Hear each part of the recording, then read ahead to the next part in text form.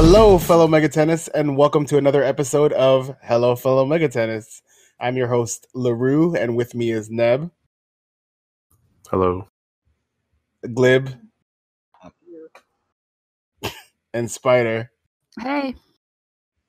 And today we're going to talk about a bunch of things, I guess, news-related.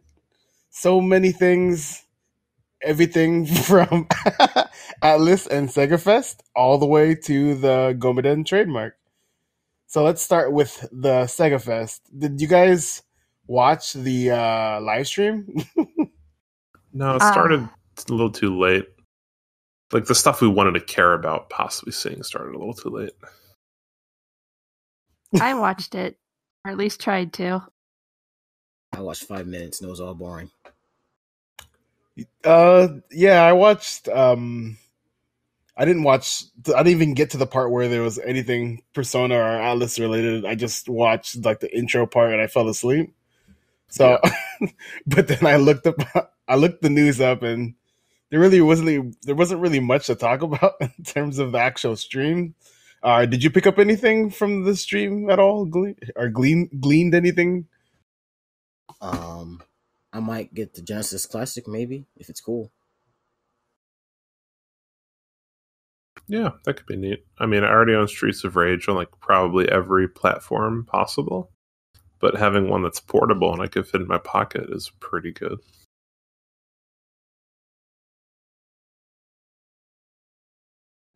Well, I mean, aside from that, like actual Atlas related stuff, there wasn't really much, I would say. Yeah. The biggest thing was the talk show was. Oh. Sorry, go ahead. The talk show was at the very end, and there was basically nothing there. They just talked about the anime mostly. Yeah, the only thing that I took from Sega Fest that was interesting was the whole Megaten Shrine and the new art, that poster art, and the Emma, which had a piece of the poster art. I think the coolest thing was the Jack Frost redesign. What are your guys' thoughts on that? Yeah, it looks cute. It's alright, but it's my least favorite Jack design so far. Look at the little rain boots. I like how he's a little more ornate. Like he's got a little extra like frills and stuff on him. Also, you should explain what an Emma is for people who don't know. Emma is a Japanese thing. It's like a block of wood or something, right? And it's like in a sort of trapezoid shape. I don't know what shape it would even be called. It's like the best. House. Sorry, go ahead. It looks like a little house, and you write your wishes on it for the year. Yeah, and apparently that's like a thing that Alice does before the release of a game, and it became like a big deal. So then the thing was kind of like a recreation of where they go to, I guess, wish for good sales. Yeah, pretty much. I like the Mothman too. Mothman's always great, and he's done very well here. He's a little friendly man. A lot of the boards had drawings by the staff too, so they had pictures of those all up on Twitter. Yeah, and I mean, I'm assuming that most of it was from the Atlas design team or Atlas art designs, whatever, because they were really good. Some of them, especially the one that had like all the different pro tags, but they like omitted Persona 3, 4, and 5. It just had everyone else. Oh yeah. I saw 2 Gore ones, which was surprising. I didn't know people liked them that much over there. Yeah, I mean, yeah, just having Gore it was really weird the way they depicted him too. I was expecting like Alex or something since she's a bit newer. I guess the whole concept of waifus isn't as strong as I thought it would have been. That guy owns a Gore body pillow. It's the best captain. He needs a raise. So this whole thing, I guess, Sega Fest in general, or even March, one of the dominating characteristics of the Atlas fandom was the concept of leaks. At least that's what I kind of took away from it, because if you've been following Atlas news at all this year, people have been leaking that anything from Joker is going to be in Smash all the way to there's going to be a female Joker or whatever, a Jane in Smash. And it's kind of like a weird trend, because I don't really think that we've really had so much like focus on leaks in the past in terms of like Atlas things. People don't really leak when SMT5 is coming out, or people don't really leak when the next line of merch is coming out. What are your guys' thoughts on this whole like weird leak craze that's been going on? I think that's more like internet culture than like. Yeah. Go ahead. Yeah, it's also a thing like the coinciding factors are it's not always inside sources from like a developer or someone or PR people. Like we'll talk about it in a minute, but the Best Buy one, obviously they couldn't do anything about that, you know? So it's just The somewhat Smash assets are also out of their hands. right, yeah. It's like stuff they can't really control. But as for why people are interested in it, I think it's because there's sort of a drought of real news. And people get antsy and they freak out. The smallest thing they'll latch on to, like, this is a big deal. It's like, not really. It's cool, but it's not that cool. They've been pretty consistent with the Persona 5 news, of keeping people updated, letting them know when there's new news and kinds of things like that. Everything else, not so much. Right. I mean, yeah. My big thing is with Best Buy, they did two quote unquote leaks. The first being they used the Joker render for Smash in an ad before Joker's design was even displayed at all. Did you guys happen to check that out at all? Yeah, I saw it. It looks a little, I don't know. I don't think that's going to render well. Yeah, it looks kind of weird, but from what I've seen, a lot of the Smash models on themselves look weird. But once they're in game, especially when the camera's pulled out so much, it's pretty hard to tell. You have to like pause and zoom in to see where it's like, oh, this kind of looks not good. But when it's in motion and moving around, it looks pretty good. Like Ryu looks kind of weird, I've seen. But in motion, he looks cool.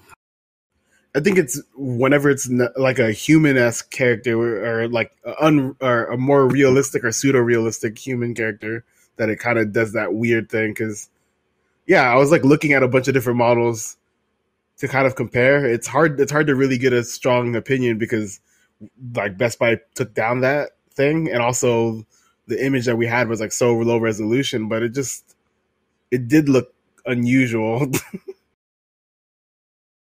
Yeah, well, they're saving on storage space with all of the summons and stuff. You know, I did see this. That's kind of interesting. I looked at the comment section of the link to the news about the leak ad for Joker, and someone mentioned that if you notice in the leak for the picture, there's no Jane in that picture, so maybe that means something. I don't know. Yeah, maybe. Yeah, I mean, if Jane, whatever, is like a alternate costume or something, I don't know if they would even like make that a big deal. But then at the same time, it seems like that would be big news if there was a female version at all. The other big leak that Best Buy, I guess, did is there was some posts. I originally saw it on Reddit, like on every single relevant subreddit. So like everything from like just the Megatennists subreddit to any gaming one. So I saw it on the Switch, and like it's posted everywhere that there was a Switch port for Persona 5. It had its own like it had all of the identifying features you would see when you would see like a new listing, something that's new into the system, like the UPC, everything. And people who were, I guess, also work at Best Buy were claiming that they like checked their systems and it's definitely there. And you know, people kind of lost their minds because that's what people want. They want that Switch port really bad. What do you guys think about that? Do you think it's like some sort of like weird, like false info thing, or I don't know. That one does seem a little bit more weird. I didn't read a lot about that, but that seems like it could be really easy to fake.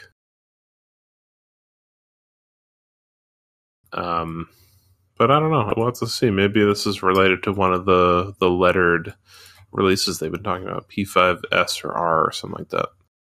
Maybe the hype is real. S is going to be announced at the what do you call it? Super Live too. So who knows? Mm-hmm. Could be. Yeah, now we know it's coming out. That announcement's what, the 25th. So we just have a few days to wait, really. But I have like a hard time believing that S will be the Switch version or something. I even have even one of the more skeptical parts of me is kind of skeptical, if only because people were so quick to say, yeah, I checked it in my Best Buy system. And I'm like, what? Like, how did you do that so quickly? And also, like, where's your evidence? Like, someone posted a picture of their system and it looked like they just zoomed in on the picture that already existed because it looked exactly, it was like a lower fidelity but big, closer image. And I'm like, how is that even like evidence? So there's a part of me that's super skeptical. Best Buy like wiped some of the information in there, but apparently you can still find it in the system somehow. It's one of those things where I kind of hope it's true because I want people to stop begging for Persona 5 on the Switch, but then all that will happen now people will just expect everything else to go on the Switch, despite like anything else. I don't know. Yeah, I was saying that before too. It's like, okay, well, if they get a Switch port, now we're gonna get royal begging for Switch. It's just never ending. I just hope this means that if this is regular Persona 5 on Switch, that whatever other game is not a re-release. I don't want to pay for Persona 5 again. I just don't want to. They are going to re-release it. They re-release every game. But not now. Yeah. Like in 2 or 3 years. I don't want to buy it again after just a year. I mean, it's been 2 or 3 years. Yeah. Yeah. Yeah, 2016. That's when it came out. In the US? In the US, 2017 was when it came out? I don't know. So yeah. Oh god, it has been 2 years. Yeah, we are coming up on 2 years. I remember playing it it came out in May or something, right? Or in summer? It came out in April, I believe. So it like just passed its release date, I think. I think it was the 4th or the 3rd. So it's like the anniversary or whatever you want to call it. Regardless, it's 2 years. 3 years if you're Japanese. So it's been out for long enough to constitute a remake. That's a pretty good amount of like time to work on that remake, So that being in the works makes a lot of sense to me. Am I old now? Yes. Yeah. You're getting there. Which brings me to the Persona 5S website. I don't know if you guys saw the website announcement, but when you click on the website, it just basically says, "Oh yeah, on the 25th you'll get more info." But then if you inspect the page, you get a special message from the Phantom Thieves, and these Phantom Thieves essentially reference that they are new Phantom Thieves, so they're not the same cast in theory, or according to the translation that's been posted on Persona Central. I couldn't tell if it was like just one or multiple. Yeah. Part of me thinks that it could be like, what if it's that chick from the Royale trailer and she's gonna like be the new Phantom Thief, I guess? Or what if it's a whole new team? That would be a little confusing. I mean, if they're doing a thing like people are saying, like there's an action game, I guess it would kind of make sense to go with a new cast, sort of. But like if you're remaking or re-releasing Persona 5, having a whole nother team would be a lot of legwork, I think. To integrate those two teams together somehow and have them interact, blah blah. Adding a new girl is much cheaper. Yeah, like adding just one person to Persona 5 is like not a big deal. Yeah, that's usually what they do, is they just add one new person, one new social link, whatever. I'm gonna read the calling card that's on the Persona 5S website. It just says, "We will show you a new Phantom Thieves." Sorry, because Yes. that will turn the world's cognition on its head. We are energized by voices that seek satisfaction. I feel Sorry. like this was translated a little bit literally. Oh, too literally. Some people don't get no satisfaction. Once again, we will take your heart at the Rio Goku. More Japanese. Goku's coming? Rio Goku. I believe it's a It's a sumo location. Yeah. ring. Sorry, what? I'm not gonna read that Japanese word, but it just says we will take your heart at the. So then that's probably a place, and then it's signed from the Phantom Thieves. So I'm thinking what it's one way you could read it is as there's going to be new thieves in general, or another interpretation could be that it's them, but they're going to be doing something different, like a new version of themselves, a new Phantom Thieves. You know? Theory going Yeah. around that it's a new cast and that it's like a different point of view or whatever. So hopefully it's that, because I know the name is like the Royal or whatever, and it wouldn't really make sense for the regular team to be called the Royal, since like the whole game is about defying authority. Oh, this calling card was on the Persona 5S website, by the way, not Yeah. the Royal website. Oh, I feel dumb now. Yeah. Well, it's confusing because they have all these letters appended to the name. Yeah. Royal is. What is that even related to? Is that related to the show or something? No, that's the one with the trailer of the girl. Yeah. And we're supposed to get new news on that on the 24th. So on the 24th, we find out whatever Royal is, and then on the 25th, we're supposed to find out whatever Persona 5S is. What if that's the Battle Royale? Oh shit! And Goku's going to be in it too. I can't wait. I mean, Royale looks interesting too. I'm gonna keep calling it Royale because it's better. Like it's way better. The Royal, but Yeah, the Royal sounds really dumb. yeah. But the general consensus is that it's possibly a new perspective because this new character might not be just a female version of Joker because she's supposed to be a first year and she's friends with Goro apparently because they're talking. Spider had a cool theory. I don't know if you want to toss it out. I don't remember it anymore. You were saying that like following the literary references, she might be. Oh yeah. I forgot his name, but Kobayashi. Yeah, you have yeah. and what do you call it?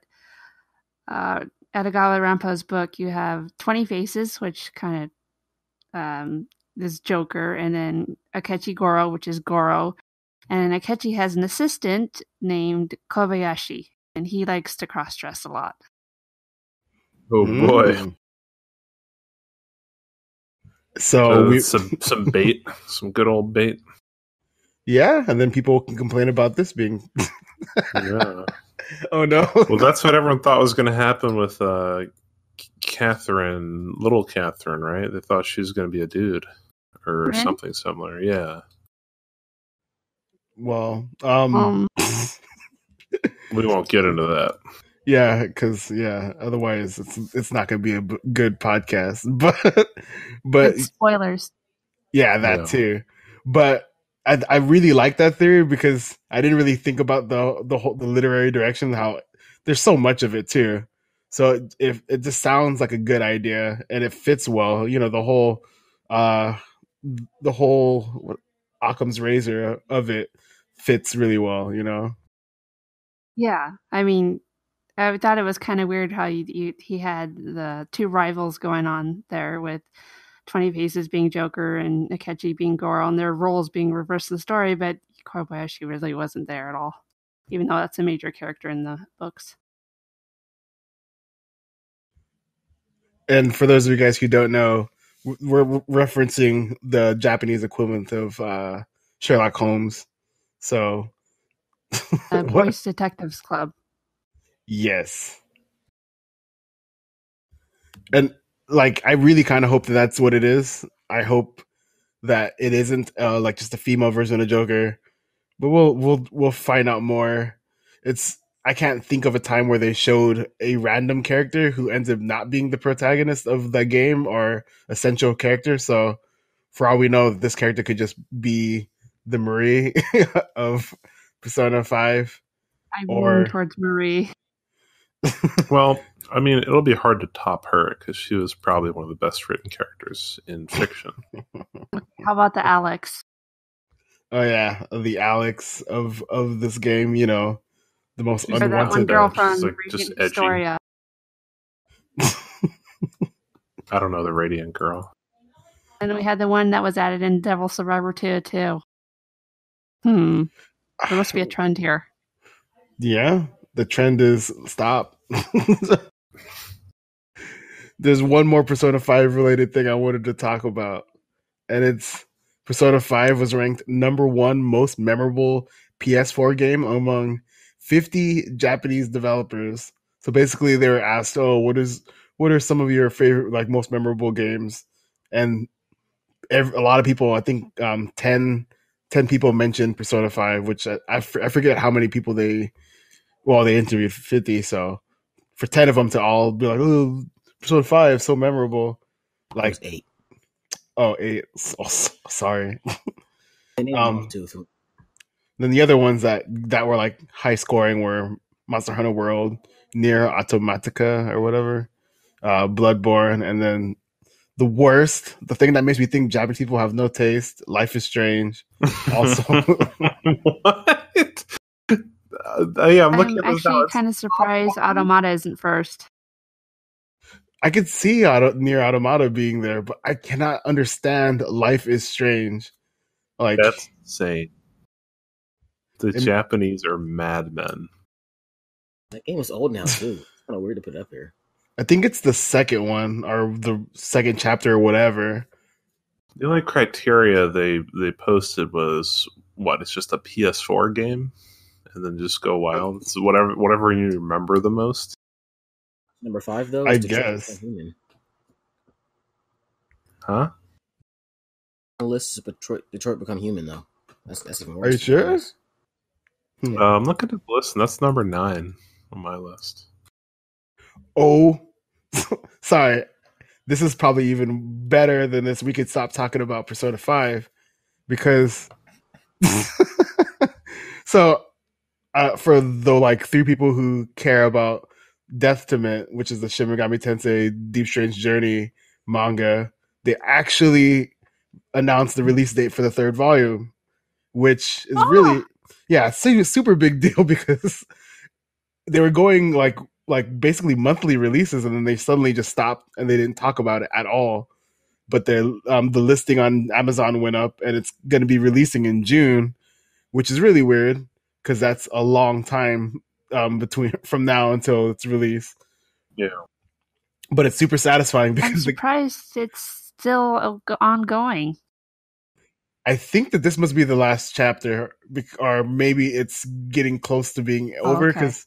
Yeah, because usually their mangas aren't very long. Yeah, because the part that it's on is like on at least the part the second one ends on is a huge cliffhanger, like a big revelation, and then it just stops. And I was like, please don't tell me that it's canceled. So for them to even just announce that they're gonna release the 3rd is pretty amazing. This is like one of the best mangas in terms of Shin Megami Tensei ones. I think the only other ones that come close are like the Persona 1 manga was really, really good. And then If's mangas, Con and If were really good. So I didn't check those out yet, but I read Macon, and that was cool. Oh yeah, that one too. That one's That also one gets really bizarre. That's the one by Hayashida Q, right? Yep. Probably. So I don't know. I'm like happy. We could probably even end the podcast here because Deep Strange Journey. I I think I read the first issue of that Death to Mint. Do Yeah, people post like the first two scans that chapters. somewhere, or what? So You have to. So I have someone who's willing to scan them, but the only way I could do it is by tearing apart the book. So I'm Oh, right. debating. It's like $7 for the book, which is not a big deal. But also, I'm like, I don't want to ruin my book just to make everyone else happy. Like, get a Oh second no! crowdfund a second one. You know what I I'm know, saying? huh? I'll just tell everyone to kind of like what is to everyone to spirit bomb me. Like everyone send me 50 cents. Yeah. But so I might actually just do that. I'll probably buy another one because can't always be selfish. That's the word. I forgot it because I'm almost always giving back to the community. So Okay. You could He's just always write up doing a it for the summary. culture. I should just write a summary, but I'm like so bad at explaining things. Even when people ask basic give us the information. Larrue book report of Death to Mint. So basically, you're a guy and you start off dead, and then you're not dead because it's talking about your story before you died. And you're on the gigantic, and you guys are like trying to figure out what's going on. At first, you can't see demons, and then you can see demons. It's pretty good. And then there's like these two big twists in the manga that I was just like, what the? Especially, I think the only thing that I would say that's kind of really bad is that there's a lot of characters, given that they're like trapped in the middle of nowhere and they're on a like elite military ship. There's like 20 characters, and they don't really show the other characters until the second book, where suddenly everyone gets FaceTime. But it's good, and I love the art. I love how people are getting wrecked by basic demons, like the most basic, like level 5 things that you would that. Kratos and Dybbuk are just like murdering people. And it's kind of glorious because people are getting chopped up, and you're like, wow, that's that's a demon that I would never even recruit, and it's like murdering these guys. So it's really cool. Highly recommended, especially how if you like. powerful Doom guy is. Yeah, well, this guy is like super buff, but it doesn't matter because I mean, you kind of know he's not Doom guy. Yeah, he's not Doom guy. He has a name. I think, or not really a name, but there's a thing they call Commander? him. Yeah, but then they call him something in there, and I don't really understand it, so I don't really know Japanese and well enough to know. So maybe when I scan it, the guy will be able to tell me or tell all of us, and we'll know what to call him besides fake Doom guy or false Doom guy. Not Doom guy. So that was big news. Also, Life is Strange is really bad. Just to go back to the other that's thing. the other news. Another big thing is that we all play DX2 now, or probably not for long. I'm probably going to quit. Not for long, yeah. So I haven't played in a week. Every time. Oh no! Well, I mean, you're not begun. missing anything. I'm just waiting for events. I just don't care to log in every day to do the same bullshit. So at least you didn't do what I did, which is I looked at the rates for the Shiva event, the old art Shiva, and I was like, well, I'll just play it anyways. What's 2,000 gems, And nothing. I didn't get anything. I didn't even get a 4-star. I'm so mad. I'm shaking and crying right now. It's a pretty bad situation. Yeah, people are pretty mad. I am not like super happy about the way things are going, but I don't know. I'm also not putting money into this game, so I guess I don't have a big investment. But yeah, we'll have to see if they'll turn the ship around in this one because people are pretty upset with the way things are going. Yeah, I think the way the model is shifting, it's getting to the point where it really is becoming like you have to just think of the game as a money pit as opposed to you can't just get lucky. That's really unfortunate because I too haven't really put money into the game. I mean, I put $20, which is at least $20, which is sad to me. But I when I would see a good deal, I would just do it. Yeah, whatever. I mean, how many hours have you played it? You know, A lot. I'm just glad it doesn't tell me because that would make me feel really bad. But the way the game's going, it's kind of downhill. Same repetitive events every single time. I was kind of hoping that Sega Fest would be the place where they would announce any new big things for DX2. Didn't really get that, which sucks. yeah, they didn't even get an announcement of an announcement, did they? That's the usual. They had a poster. That's about it. Yeah, that's cool. Poster. But yeah, Sega Fest was bad. Give it a 0 out of 10. There's this last thing is something that Glib wanted me to talk about or wanted us to talk about. The Gomaden trademark. My understanding is that they trademarked it. People kind of went crazy. I went crazy thinking that we're going to get a new Devil Summoner game, but it turns out coincidentally there's also a bar in Japan that capitalizes on the Shin Megami Tensei brand by showcasing their collection of Shin Megami Tensei stuff, and it's a bar and it's called the Gomaden. So the theory is that they trademarked the name, so then the bar would have to change the name. That's kind of what I'm more willing to believe than the idea that they're going to randomly make a new Devil Summoner. But what do you guys think? I'm sad.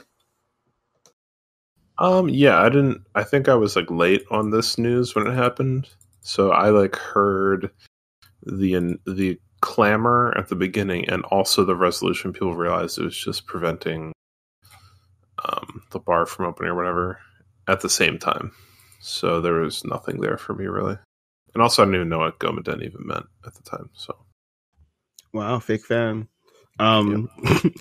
They did the same thing with Devilizer, which is like the name of the guns used in Devil Children. But I actually was trying to like look up to see if there's anything that tried to use a name similar to that, and maybe they did that as a preventative measure in that instance. But in that instance, I couldn't figure out why they did that at all because they didn't release a new Devil Children game with that trademark and didn't release any new toys because they did release Devilizer toys in the past.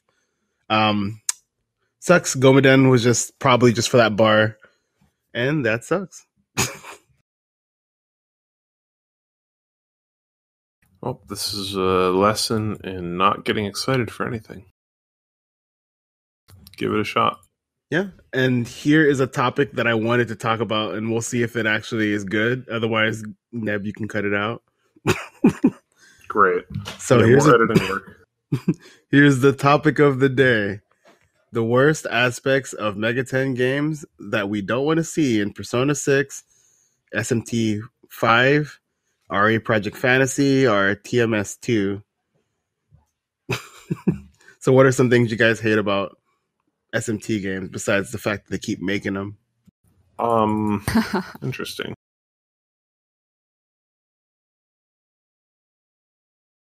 I'll go first. Adding add-on girls, please. What? Just the trend of adding a girl in to keep the audience's interest. Just stop. Right. Stop it. I think for mainline specifically, I think it'd be cooler to have more dungeons with like different environments. Because like in 4 and 4A, you spend a lot of time in sort of the same area. Yeah, the domains all look similar too. There's a few those suck. areas that have some really cool dungeons, but they're really short, like Kagome's Tower and Lucifer's Palace. Even Pandemonium. Yeah, there's some really cool environments you're not there for very long, except for the most dreaded one in Apocalypse that everyone hates so much, which we will not reveal. Womb World. I don't know. No. No, that's Strange Journey. The last one. That's what everyone hates. Oh, I don't remember. Dungeon of Apocalypse. You remember. No, I don't remember Apocalypse. I was trying to think of the worst aspects of Megaten. To me, it's usually just the what do you call it? It's the lack of it being it's the lack of consideration to the like worldwide market, and it's really apparent in games or in the newer games, in my opinion. You have like Strange Journey and sorry, oh my god. You have games like Strange Journey, which has like a universal like all these different races like cast, and it's supposed to be pretty like ethnically diverse, and you would think that that game would have a pretty good diversity in terms of like thoughts and opinions and even beliefs, religious beliefs or whatever, but it ends up being pretty much like a normal SMT game, and it's really weird to me that these adults, these like 30-year-old like trained military soldiers can still basically follow the same format as kids who just happen to go to the mall to get coffee and come back and the world's over, like in SMT1. Like, and that bothers me. I guess there's not really a whole lot of actual characterization, and there's not a whole lot of thought into much more than just the general, I guess, law, neutral chaos. And I would like for that to be better. Like pushing beyond just archetypes. The worst of which has been probably an Apocalypse, where like every character is pretty much cardboard cutout in terms of depth. And I think that's what people are worried about that game so much for. I mean, I liked it a lot. I thought it was a lot of fun, but that writing and that like the level of detail they put in the characters was like a little concerning for sure. Where it's like, if I'm going to spend like 40 hours or whatever seeing these characters interact, I don't want it to be like shitty like Twitter memes or whatever, like that level of superficial junk. Yeah, I mean, one of the considerations that I was like, because I was comparing SMT4 Apocalypse to like even Strange Journey Redux, the way that they talk to each other is a lot different, because I think that they're trying to make the SMT4 Apocalypse cast feel as young as they are supposed to be. So there's a lot of banter, and then if you look at the other games or even like Nocturne or something, because of the like overall tone and how that character is supposed to be super isolated, there's not really a whole lot of fun talk. It's basically just talking just to kind of see where you're at and if you're going to join that reason, Yeah. So in a way, I don't really see Apocalypse's dialogue as a problem at all, because it's a product of the type of cast that they created and the type of story they were trying to tell.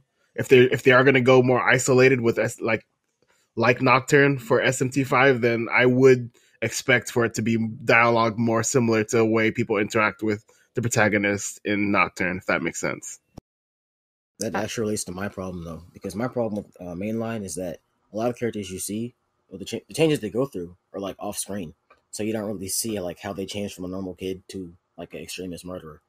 So like in Nocturne, because the story is minimalist, you have characters like Asano who like just change from regular to different in like 2 days. He never talks to you about it at all. I mean, for that, I could see why that could be jarring, but at the same time, in that game, the world ends like literally, like you go to the hospital to visit your teacher, and the world ends. Your best friend turns into a demon, and you're just like, what? If I like find a reason or something, I could make the world the way I want. Like that's all of these like traumatic events happening all within the like the span of 24 hours is pretty jarring, especially if you're an adolescent. So I could see the shift being like reasonable, you know. You're not gonna probably act like the cool guy that you were acting as pre-apocalypse if you find out that you can change the world in your image just by doing like these simple steps. I wouldn't even bother with the niceties at that point. I kind of like that. Sorry, what? I like that the characters don't, everything that happens to them isn't on screen. It makes them feel like they're making their own decisions rather than everything just revolving around the protagonist and the protagonist pushing forward everything. Yeah, which is probably why I dislike the TDE compared to some of the other endings, because all the other endings are you basically not being the lead. I mean, well, actually, all the endings are you not being in charge of your fate, but in like the other endings, it feels like you're completely being pushed as opposed to giving the illusion of choice like in TDE. I guess he kind of has some freedom in the demon ending, not TDE. Oh yeah, But that yeah, one kind of just slaps you in the face. yeah, sure. Are there any changes that you would make, Spider? I think you didn't make a thing yet, or I don't know if you did. I don't really like the in Apocalypse. I didn't get very far, okay, so I haven't finished the game. But a lot of the dialogue just felt like, okay, agree with everyone or be an asshole. I don't want more of that. It's I don't know, it kind of just polarizes your choices too much. Oh yeah, it reminds me of Fable, where it's like the obvious good, the obvious bad. Like it would be cool if there wasn't such a harsh line It's between like, the two. this girl is always right. No.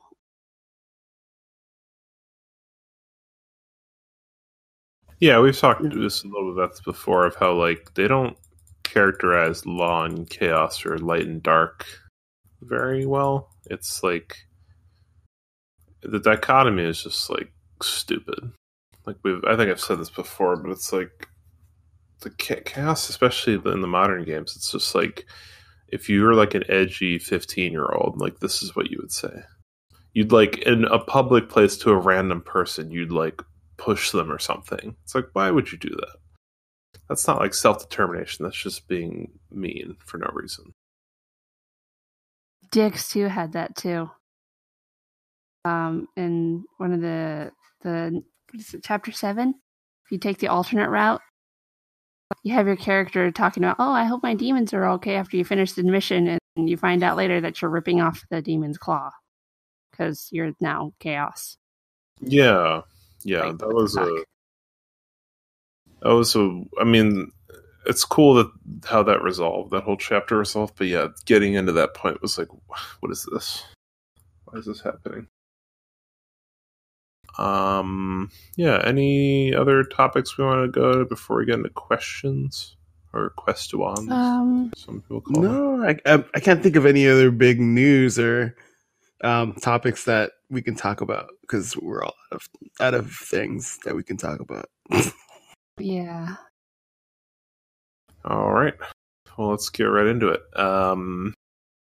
From Twitter, I guess this is Kamiyuni says, what are some ideas you'd give Atlas to make SMT more popular? Or if they even should? Also, what are your thoughts on Apocalypse 4A? How about Glib, you start us with this, because we know you've played a lot of Apocalypse. So, all right then. So SMT being popular, or should it even be popular at all? Go. I mean, I don't really care about if it's popular or not, but I mean, that's I don't know. I guess make it more anime-ish. I mean, it already is really anime, but I don't really want that though. I don't really want them to casualize it, I guess, or to make it more. I guess that is the word, casualize, to make it more palatable for the normal consumer. I'd rather stay how it is, to be honest, or even go back as it was before like 4. So I don't know. But my thoughts on 4A is it's okay. But I don't like this. I don't like the characters or the story. I thought 4's gameplay was better. I like 4's Smurk way more than I like 4A's. I thought Affinity was cool at first, but I'm not really with that anymore. That's about it. Yeah, I think Affinity is cool because a lot of the games try to constrict team building to some degree, whether it's by like fusion and inheritance going to be doing a certain way. And it's kind of neat that it like rewards you for building them in a certain way, building a team in a certain way. But it is also annoying sometimes because sometimes you just want to, do whatever you want. But also, I didn't say this, but I have not beaten 4A also. Yeah, fake fan. It has probably my favorite conclusion for one of these games. Not strictly in terms of the ending, but like the final encounter is my favorite, probably.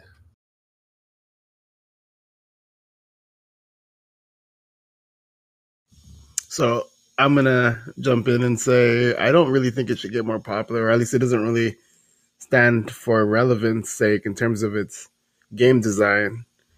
If anything, they should keep into consideration the current consumer, because one thing that Alice says a lot is that they're focusing on their core audience and their core demographic of Japanese 20 to 30 somethings, but there's the disparity between what they're releasing and what their original core audience enjoys is like growing, and it's crazy to me that the Japanese sentiment is actually getting really close to the Western sentiment in terms of being disappointed with a really expensive dancing game that could have been on a mobile phone instead of on the Vita, or even Persona Q2 didn't really like interest people the way that they thought it would, and it's kind of sad that it's happening that way. If anything, they should just continue to develop games in a way that's good. They've developed kind of like a couple different identities, though, like the retro version with like Strange Journey are like the SNES games, and then like the newer style, like the PS2 era and whatnot. And they should just keep making games that are good and not focus so much on like being sucky, if that makes sense. And my thought on 4A is that it's good. I guess it's my turn now, huh? Yep. Well, making more popular. A lot of the ideas I have, I don't like. To be honest, I make things more accessible. I think mainline's tone just really doesn't fit with the image of a JRPG, so to speak. It's not focused really on, a cast of colorful characters that are likable. It's pretty hard to come across a likable character in the series. But I think they could, if they focus a bit more on the characters, not like Apocalypse, but maybe more a bit like Strange Journey, whereas you have like Jimenez and his, taking care of Buggy was pretty endearing. And same with Zelenin, and she goes off the deep end, but her concern with her image compared to her coworkers, that's pretty endearing as well. So focusing maybe a bit more on those human issues rather than having everyone tied to the main character and, pandering to the main character is, I think the way to go. Right. That makes sense. Any other commentary on SMT popularity and 4A? Give your take, Nap. Oh yeah, in terms of popularity, I don't know. I don't think that's even a thing. If they need to make more sales, then they should. But if they don't need to, there's no real advantage to be gained, like by pandering to some other external group that wouldn't be interested in these by nature. Although it might be a visibility thing. Maybe they could benefit from some more marketing. I don't know. Or some collaborations with other franchises. I don't know. I don't have a lot to say about that. But for Apocalypse, I think Apocalypse is a very good game. I think it introduces a lot of quality of life changes that make it much more entertaining and fun to play. It does get very broken and stupid near the end, especially with the Pierce stuff they give you. But that just makes it fun, It's a lot of fun. And like I said, the climactic encounter at the end is really great. It does a lot of fun, interesting stuff, and I had a good time. And I started playing it again, and there's only really 2 endings, so, I'll probably not play it after that, but who knows. Fun game.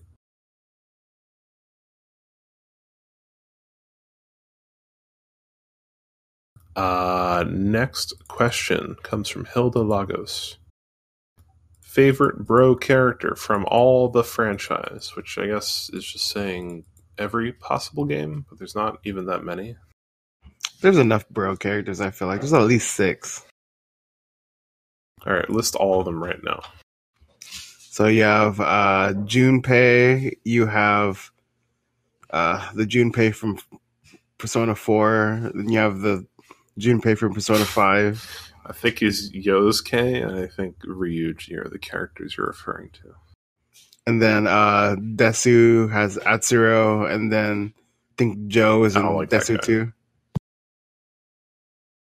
What about Walter and Issachar?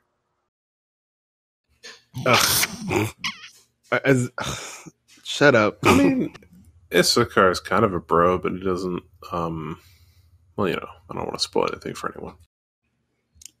No, I hated Issachar as soon as he showed up. I knew that he was like an annoying character, and he ended up being that exact cliche that I hate so much. I honestly completely forgot he existed after my first playthrough. Like, I played it through it, and then I came back to it like 2 years later. I was like, who is this guy? My favorite part was asking him for money during his fight. Asking him for what? For money. Oh. I want to ask him to die. He sucked.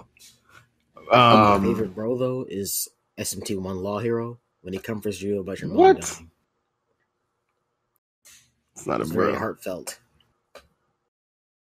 Oh, what about Akechi?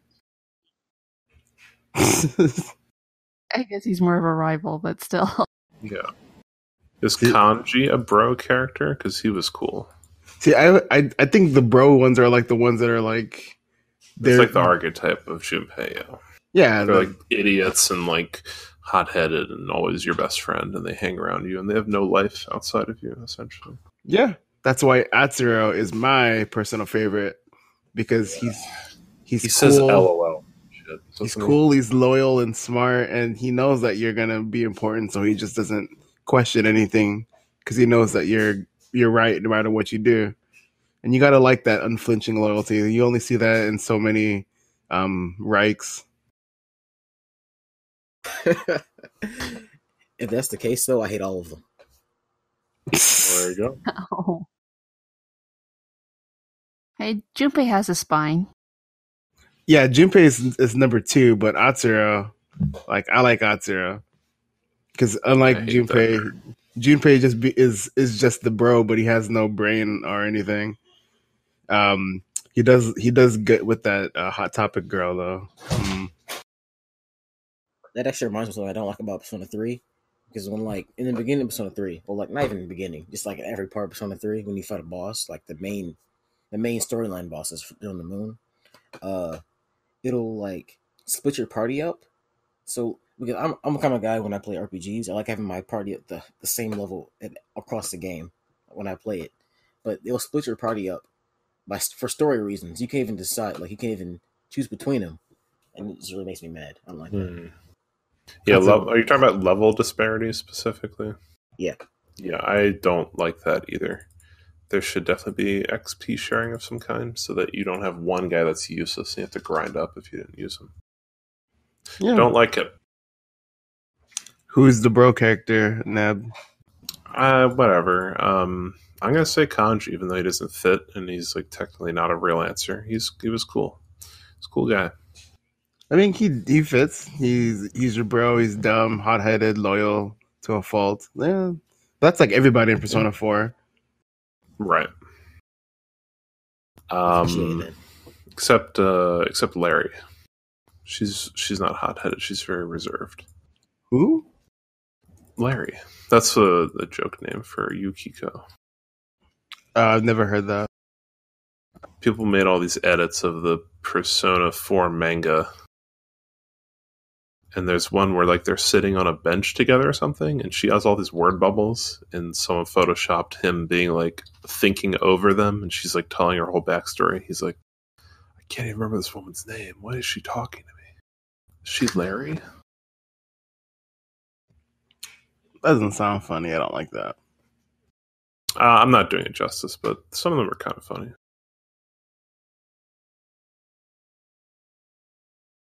All right, anyway, Kanji. Next question comes from Marcus Brown on probably Facebook. He's asking, are you guys looking forward to SMT5? What is one thing in particular you'd like to see appear or play a part in it? Let's give this to Spider first. All right. Yeah, I think everyone here is looking forward to SMT5. Something I'd like to see in it. Well, recently they talked about the Blade Runner movie in some of the interviews. I'd like to see some influence from that, the new Blade Runner. Yeah. So interesting, like from the perspective of the future, or like the noir aspect, or what? Noir aspect, definitely, and some of the atmosphere and all that. That'd be cool. You're talking about 2049, not like the anime or whatever they did on top of it, right? They're all related. Oh, There's an anime? Yeah. It's out? Yeah, it's a 1-episode thing. Who worked on it? It was somebody famous.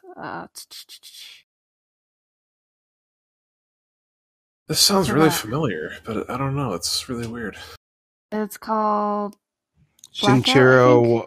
Yeah, Shinichiro Watanabe. Oh, Watanabe. Okay, yeah, that's why. I know that name. Did Bebop. Bebop, Champloo, Space Adende. He has another show coming out soon, too. Carol and Tuesday. It's a good name. He has a thing for interesting names. What about you other guys? What do you think about SMT5 and also things you want in it? So I'm looking forward to SMT5. Like, it's kind of like a silly question because that's like asking a Pokemon fan if they're looking forward to Pokemon Sword, Shield, and Gun. Yeah. We don't even have enough information to really judge that anyway. But what I would like to see appear is Bugaboo as a demon. Like, I want Bugaboo in the game. I don't even care if it's specific to Strange Journey. If they did Maria for no particular reason, who is very specific to 9, they can put Bugaboo in SMT5 and play a part in it.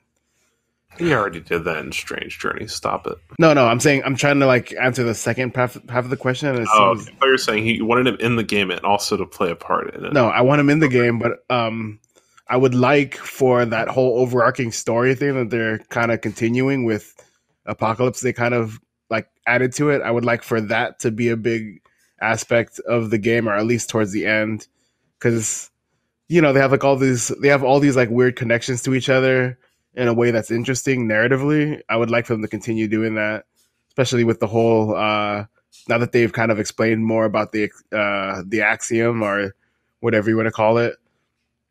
I want to know more about it, or at least kind of know what it means within the realm of SMT5, or even if it's just Steven showing up again, that'd be kind of cool. I guess I'm up next then. I'm looking forward to SMT5, but like I'm not hyped for it because we haven't seen anything of it yet. But what I want to see is first-person dungeon crawling. I like that a lot.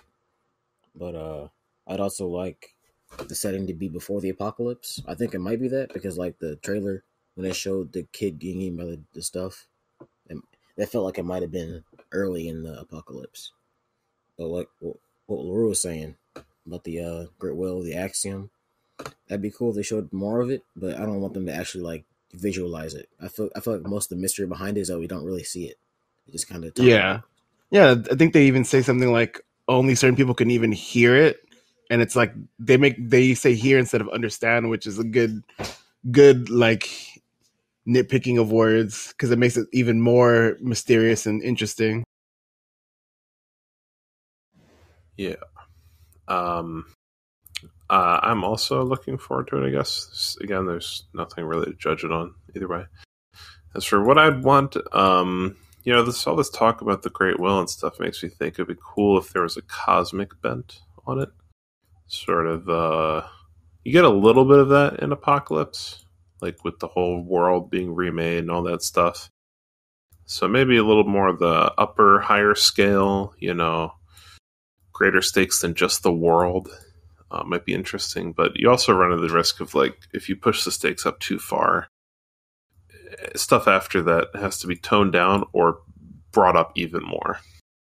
You know, how can you have more than the world? You can have the galaxy or the universe, but how do you do higher than that? So, I don't know. We'll see. Another thing I'd like to see from it is how they interpret the new era, since there's a bit of a focus on the old era right now for Atlas. Speaking of what you said, though, Ned, it'd be kind of neat if they played off like the what's it called, the cognition stuff in 4A. If they made it, if they had like some gimmick where, because you said where do you go bigger from, like the stakes of the world? Well, they can make it where like the cognition like affects reality, so things change because of people. Like I think they did Persona 2 or something like that, didn't they? That'd be kind of cool on that. They did more of that. Yeah, that's an idea. That would be interesting. Actually, you brought up a good point, Spider, with the era, because the thing that made it really interesting is that it's called Reiwa, and it's supposed to mean what? Beautiful harmony? Order, I think. Something like that. Order, yeah. Order and harmony. Yeah. Well, yeah, because I mean, I'm going off of this tweet that one of the ministry guys said, "Oh, it doesn't mean command or order. It specifically means beautiful harmony." Oh, really does? Oh, huh. So then that makes me think, how can they juxtapose that with SMT5? That'd be pretty interesting, you know? I had a theory that it might be based off of, you know, how Kaneko had the his drafts, and that 4 was mostly based off the resurrection arc. I'm thinking 5 might be based off the destruction arc. So that would tie in pretty well with the new era. Yeah. If we were going to do that juxtaposition. Especially with the divine feminine. Yeah, there's more of that, since was it 4 focused more on the masculine.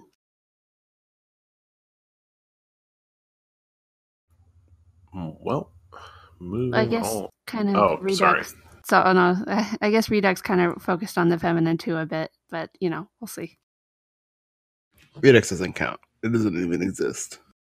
Redux is the best version of the game. Well, assuming that Reiwa does mean order, it's kind of cool because even before Reiwa was even announced in the trailer, they kind of implied that there was like a law focus. So maybe that might play into it also. I don't know. Yeah, did they know it? Did they know the era name before everyone else? Like, what the heck? No, that's just a complete coincidence, I think. Kaneko is the Emperor of Japan. Whoa. The daimyo. It's Daimyo. I don't give a shit. You sue me. Yeah. So anyway, next question comes from Dorcas at Metagen on Twitter. He says, I'm considering not getting Persona Q2 because no dub. Does that make me a bad fan? I also have Strange Journey Redux, but plan on playing it with the voices off. I think this is a very Larrue question, so how about you start this one and be wrong real quick? I think it makes you a good fan because Japanese voices suck. I don't ever want to hear no Japanese person saying nothing. So I also played with the voices off, and I admire you for you even opting to not buy. Good job. You're like the living embodiment of a 40s Disney cartoon. Jun Fukuyama sounds pretty cool, though, as Joker, I think. If it's not in English, I don't want to hear it. Damn. I just played Sekiro in Japanese, and I thought it was great. I think those are great voice actors. The main character growls, and he says, I see, a lot. I think he has like a brain problem. But anyway. Yeah? to answer the question, I would say I think if you purchase something or don't purchase something based on your moral compass, then it makes you a good fan. As long as you think you're doing the right thing. It is weird also that you bought Strange Journey Redux, which doesn't have a dub, and you're choosing not to buy Persona Q2, which does not have a dub. So that's weird. But Well, Strange Journey is good. That is true. But Redux is proven to be a good game. The best version of Strange Journey, in fact. No, Redux is basically PQ2, but for Strange Journey, so I can see why no one would want to buy it. I like some of the voices in Strange Journey for some of the side characters. I don't really remember them that much. I think they were all at least fine for me. I remember bad voicing. Cutesy with the tone. Yeah, the tone of the voices. I mean, I didn't get very far. I was probably in the first sector before I turned off the voices. But I'm like, you guys are in a pretty lose-lose situation. Why are you so happy? So that's Alex's voice actress is good. Yeah, that one's good. I don't like Alex as a character, but the voice was good until I turned it off. Glib, please judge this man. I don't think you should let anyone tell you you're a bad fan because you didn't buy something or did buy something. That's kind of dumb. I mean, if it's just yourself doing it, I still think that's kind of dumb. But either way, it's just like, just don't get it. Why do you care? Why not that good anyway? And a lot of the voices are pretty nice too. I mean, you might not like everybody, but yeah, they're pretty nice.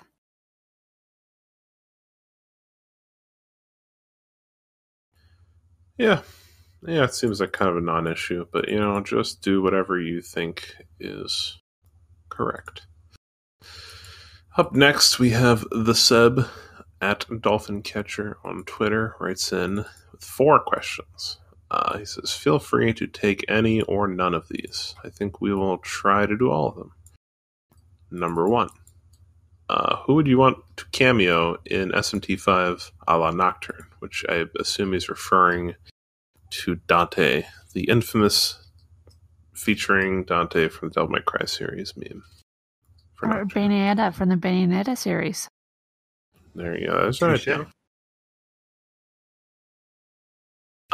There aren't really... Who else would, fit the theme? I guess we don't even know anything about SMT5. Anyone could fit, because we don't know anything.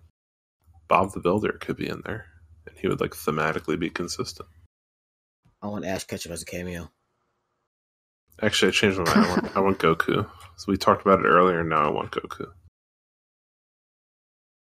But Goku would be really weak in that universe compared to Demi-Fiend. No, we're not doing power levels, okay? That's for episode 6. Goku has I'm going to be absent for episode 6. Now I want Superman. We're going to do our interdimensional tier list. I don't know who I'd want for the cameo, to be honest. Nobody, I guess.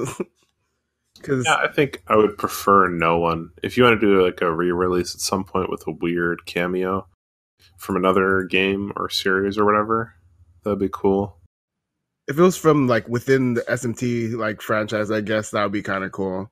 But aside from that, nobody, please. I think I wouldn't mind the 5th son from SMT4.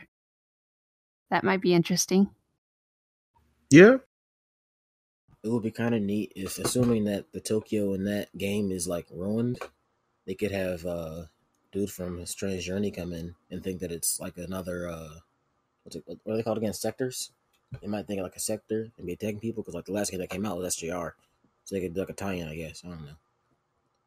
That'd be funny if he just lives the rest of his life thinking he's in another sector.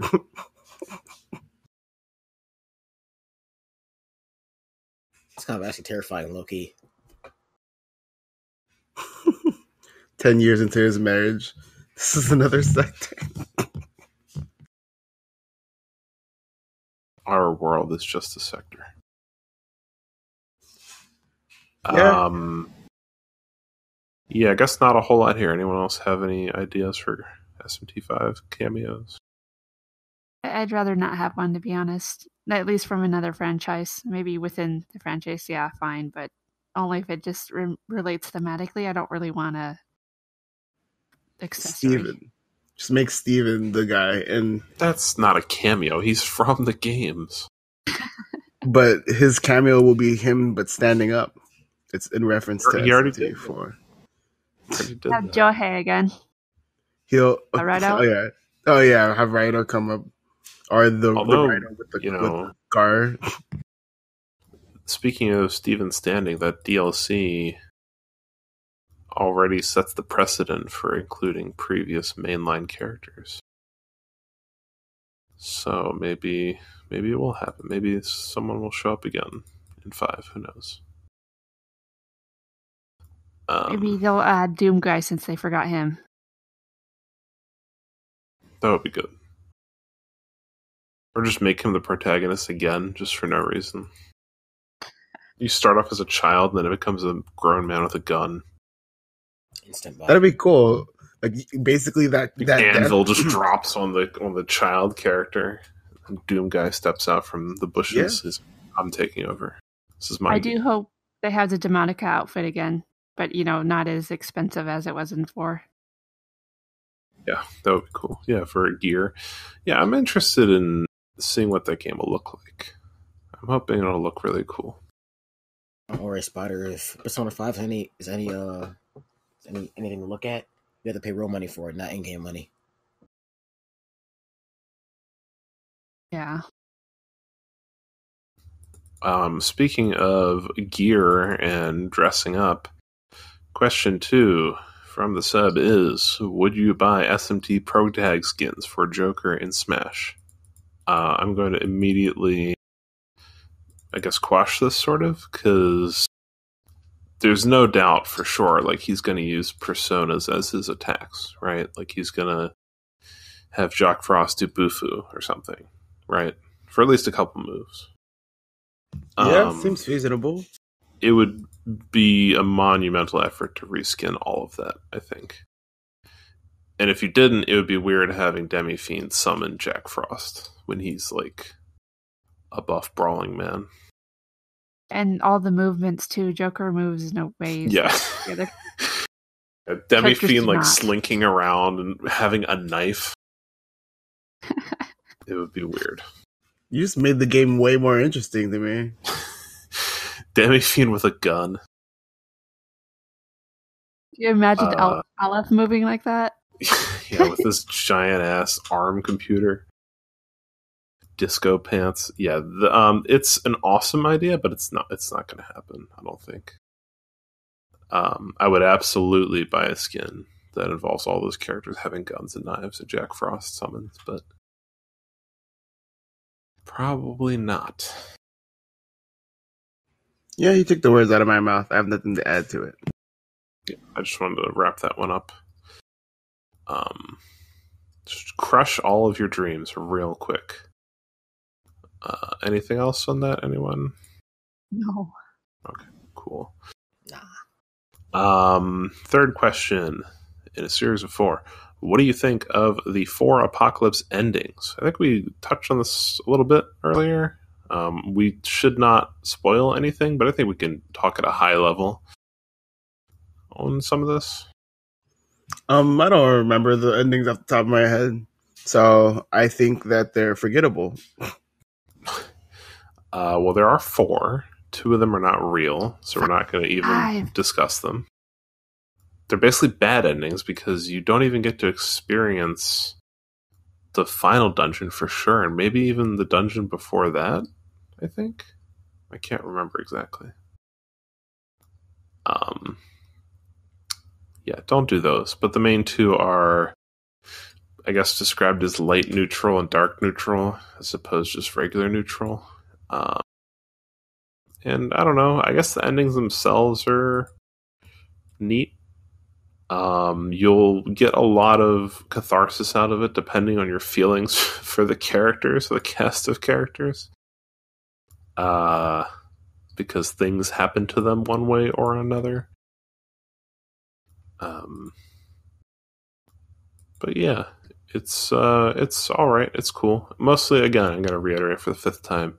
The final encounter is awesome, and even if the ending isn't that great, it's still worth it. I actually really like the very first ending, the one everyone forgets about, the one where you can reject the will to live. Oh, right, yes, yeah. The minute 1 ending, yes. Yeah, I like That's a the good one. idea of rejecting the call, the hero's call. I thought that was an interesting one. You buy the game, say no, and just close it up. You're like, all right, I win. And that's exactly what I did. No, That's how I you went play it. on a little bit further than that, but I did really like that feeling. Well, like in Persona 5, it does that. You can. It's not as cool. You can definitely do that.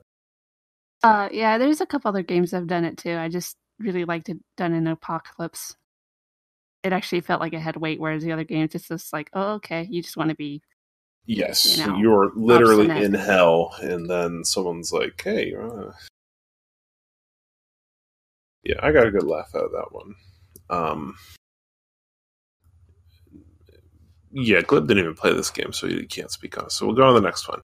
Number 4. Wow. You didn't even play the game, shut up. Do you think SMT5 will inject Western politics into the plot? Larrue. No, did you what? Why would they ever do anything Western? It's like whenever they do anything Western in a Megaten or even Atlas game, it's so vague and unspecific. Look at Catherine or look at Digital Devil Saga that you can't even tell for sure that it's Western. Um, to think that they would put Western politics is like asking if the next it's like asking if the next Call of Duty is going to take place in Japan. It's so like out of like the like logical thought process for that for the franchise that I just no, it's not. I think we might see an effect that Western politics might have had on Japan, like with the recent. What did they say in the interview? They had an interview with Ishida, was it? And he talks a bit about the issues that they're going to be tackling with 5. I saw the interview, but to me, it just looked like they were just saying like stuff to get the interview off their back. It didn't really sound like anything of any real substance. I don't know, terrorism and people livelihoods and stuff like that seemed like pretty serious.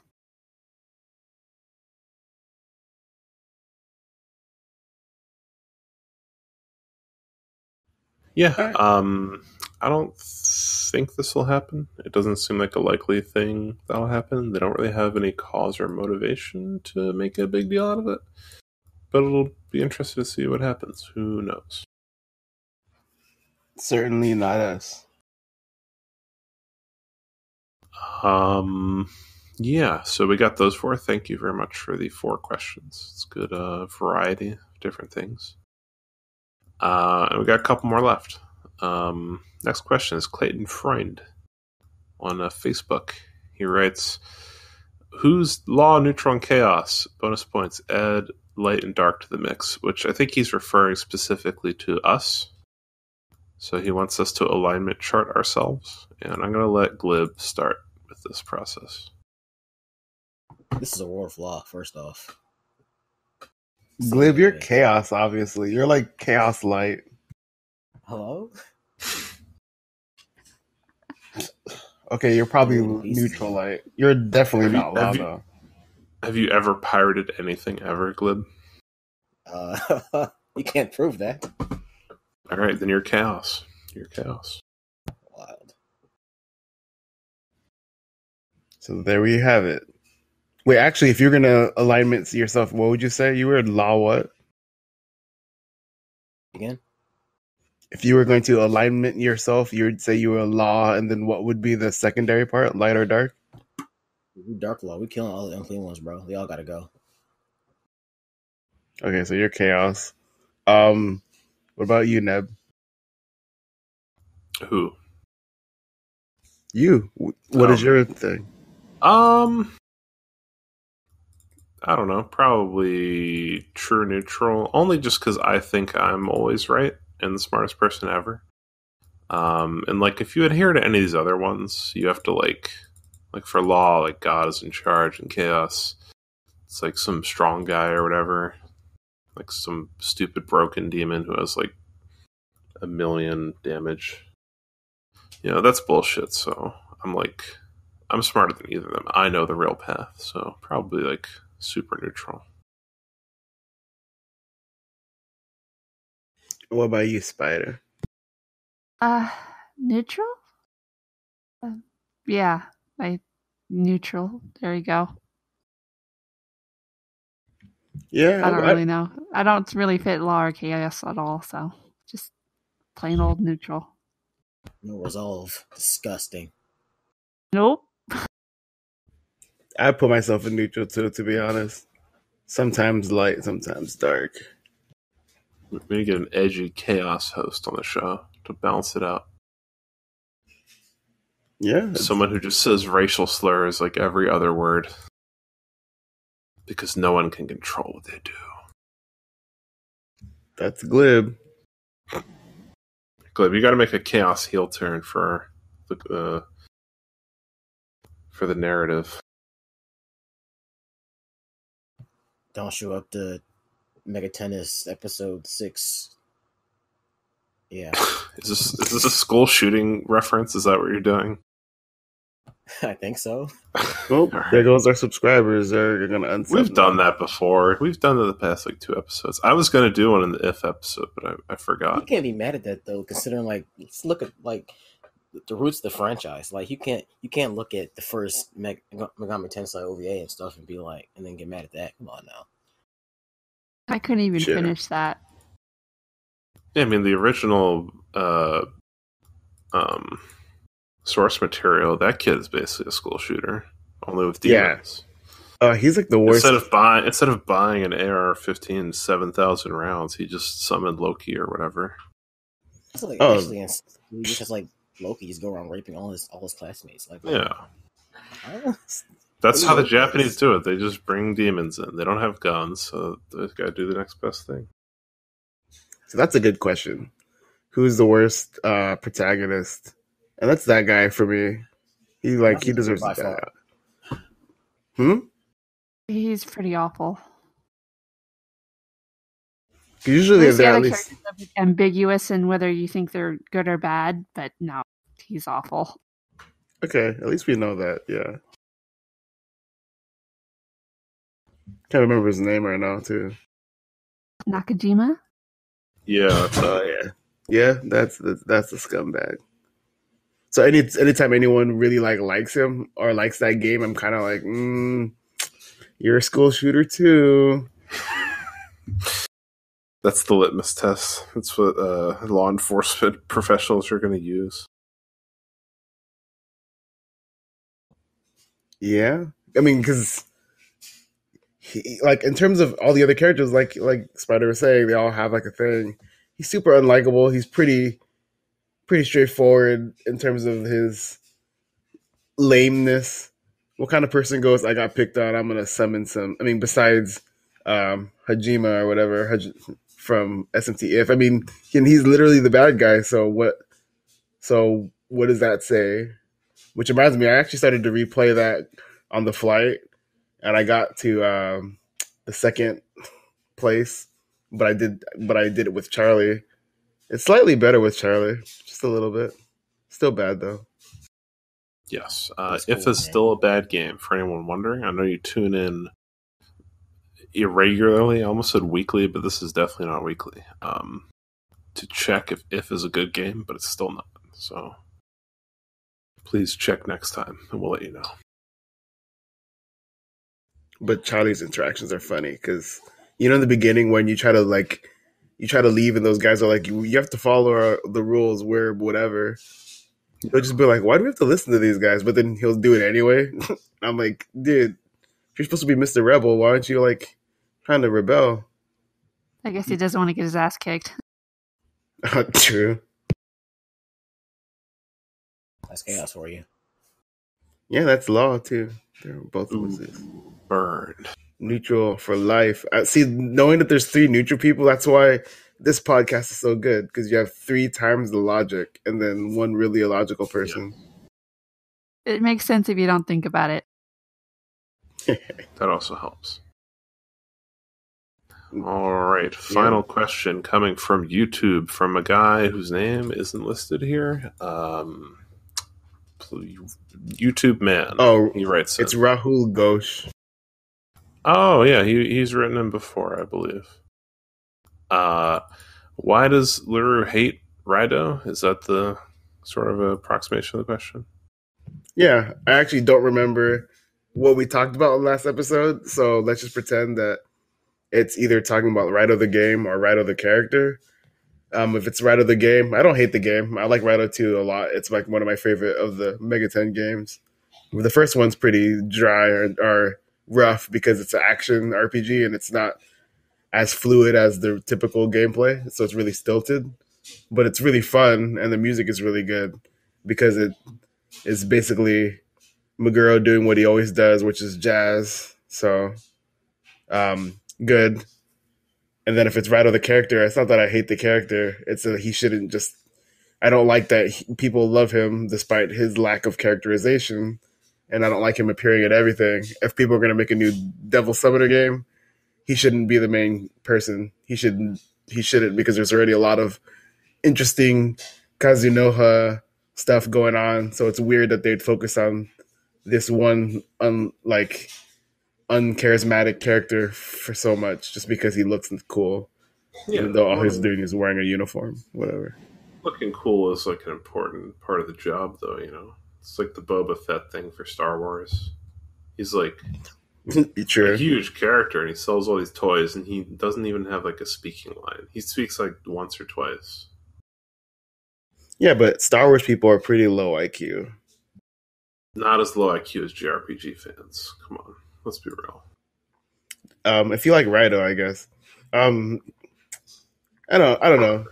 It's crazy to me that Rido is super popular. I don't hate Rido, but the more I talk about it, the more it sounds like I hate him. So I should probably stop. So to answer your question, yes. I think that's the answer, sir. No. The main thing this podcast has taught me is that Larrue is a hater. No, he doesn't believe it. I don't hate things. I hardly hate anything. Like I just doesn't mean you don't hate everything. I just have a vocal opinion. People equate having a strong opinion about something as hating something. Like, I have this happen all the time when I talk about movies. So, like, I have a couple friends who I can watch movies with because we'll actually be able to discuss it. But then for all my other friends, if we talk about the next Avengers movie, they're like, why do you hate it so much? And I'm like, I don't hate it. I'm just telling you why it's so poorly written. Like, it's enjoyable as a popcorn movie, but, you know. So then I can rant about Rido, but at the end of the day, I still like Rido, despite how poorly written he is. And also, the thing that this podcast has taught me so far is that I actually hate Glib. When I said I don't like anybody or I don't hate anything, I lied. I hate Glib. I changed my mind. Why am I attacking every corner? I actually try. The crazy thing is I actually tell myself I'm not going to attack Glib this episode. It's in the show notes, actually, right here. We have to do it. It's in our contract. Insane.